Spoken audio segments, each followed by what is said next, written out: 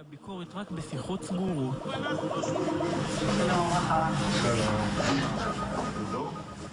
אני אומר לך, ביבי, בפורום הכי מצומצם, באמת שגם לא אמור לצאת החוצה. יש לנו הרגשה שכולם מדברים איתנו כשהם מחוץ לתפקיד, שמגיעים לתפקיד, נופל עליהם איזה קטר כזה שממסמר אותם לאיזו התנהגות שונה. הוא רוצה למשוך אותו, שהוא ידבר. יש איזה כאן, יש איזה כל מה ההבדל, מה ערפאת רוצה? הוא רוצה התנחלות אחת גדולה, קוראים לה תל אביב. מבחינתם, על זה שהם רוצים אותנו בים, כן, אבל בים, קודם כל, לתת להם מכות, לא רק מכות כל כך מכירות, שהמחיר יהיה כבד לצלוח. כרגע המחיר לא כבד לצלוח. התקפה רבת היקף על הרשות הפלסטינית. תביא אותם לפחד שהכל מתמוטט. זה מה שנביא אותם רגע, אבל אז השוק מהעולם יגיד מה, אתם כובשים? אתה לא מפחד מהעולם, ביבי. במיוחד היום עם אמריקה, אני יודע מה זה אמריקה. אמריקה זה דבר שאפשר להזיז אותו בקלות, להזיז לכיוון הנכון. יש שווה, אז נניח שאומרים משהו. אז אמרו, 80% מהאמריקאים תומכים בנו.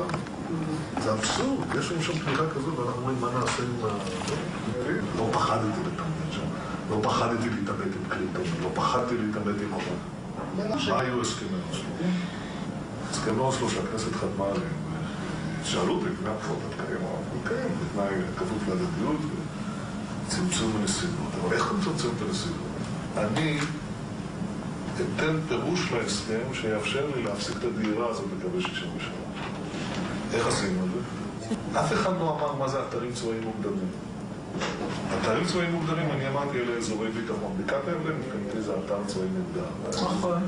זה אוקיי. אף אחד לא... לך תגיד. אבל אז הייתה שאלה, מי יגדיר מה זה אתרים צבאיים מוגדרים? קיבלתי מכתב מקריסטופר, אליי ולערפאת, באותה לשון, שאומר שישראל בלבד היא זו שתגדיר מה הם את מיקום האתרים הצבאיים האלה ואת גודלם.